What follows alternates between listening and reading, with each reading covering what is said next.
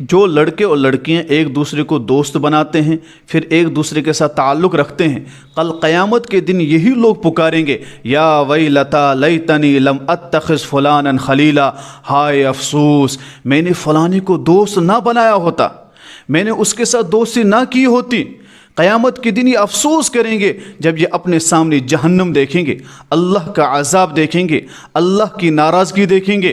انہیں اس وقت پتہ چلے گا کہ دنیا میں عارضی دوستی، عارضی خواہشات کے پیچھے ہم جو دوڑ رہے تھے، ہم کہتے یہ تو میرا صرف دوست ہے، ہم تو دوستی نبھا رہے ہیں، ہم تو صرف دوستی رکھ رہے ہیں، لیکن انہیں نہیں معلوم کل قیامت کے دن اس کا کتنا بڑا گناہ ہونے والا ہے۔ دنیا میں تو ذلیل و خوار انسان ہوگا ہی۔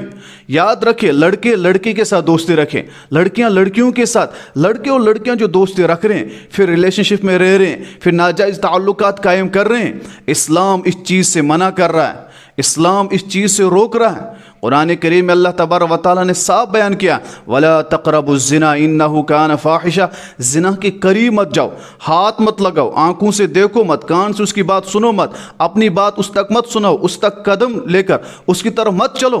لیکن افسوس ہے آج کل تو یہاں ہمارا معاشرہ پہنچا ہے کہ وہ 14 فروری کو ویلنٹائن ڈے منانے پر آیا ہوا ہے۔ مسلمانوں ذرا سوچو، مسلمانوں کی یہ تہذیب نہیں ہے۔ مسلمان حیادار ہوتے ہیں، الحیاء شعبۃ من الایمان، حیا تو ایمان کی ایک شاخ ہے۔ یاد رکھیے اذا فاتک الحیاء فافعل ما شئت، جب حیا ختم ہوتی ہے نا انسان کے اندر، پھر وہ جانور بنتا ہے۔ اگر آپ کسی کو دیکھ رہے ہیں کہ وہ بے حیا ہو چکا ہے، سمجھ لے وہ انسان نہیں، وہ جانور ہے۔ اولئک کالانعام بل هم اضل، وہ جانوروں سے بھی بدترین ہیں۔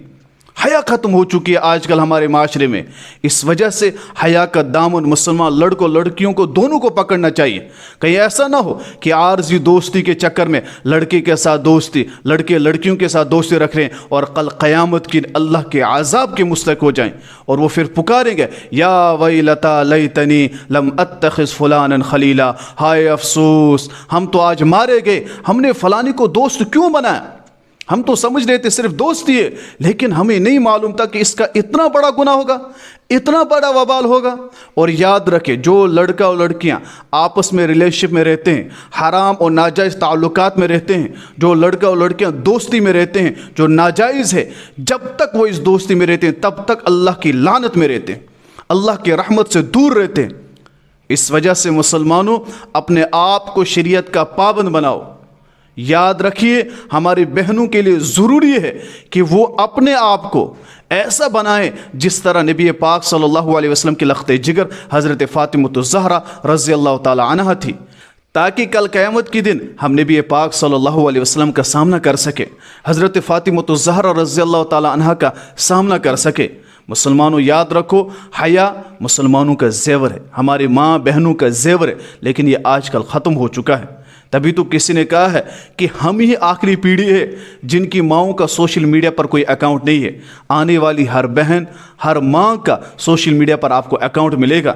کیا آنے والے بچے کل اس ماں کو تانا نہیں دیں گے کہ میری ماں اس طرح کی بے حیا تھی، ان کے اندر غیرت نہیں تھی، اس طرح کی بے شرم تھی، اس کے اس طرح کے تعلقات تھے؟ اگر آپ بھاگ کر شادی کر رہے ہیں یا غلط تعلقات رکھ کر پھر شادی کر رہے ہیں، کل کا آپ کا بچہ کیا سوچے گا؟ کیا آپ یہ چاہتے ہیں کہ آپ کی بیٹی بھی اس طرح کے غلط تعلقات اور برے کاموں میں رہے؟ اپنے آپ کو پاک دامن بنائے، کیونکہ آگے جا کر آپ کی نسلیں بھی پھر پاک دامن رہے گی۔ انشاءاللہ امید ہے کہ لڑکے اور لڑکیاں غلط تعلقات سے دور رہیں گے جسے شریعت ناپسند کرتی ہیں اور شریعت نے اس سے منع کیا۔ اس وجہ سے حیا کو اپنا زیور بنائیں، اللہ کی رضامندی کے لیے، جنت کے لیے۔ ہمیں چاہیے کہ ہم اللہ کے وہی احکامات مانیں جن کو اللہ نے کرنے کا حکم دیا، اور جن سے اللہ نے ہمیں کہا دور رہے، ان سے ہم دور رہیں۔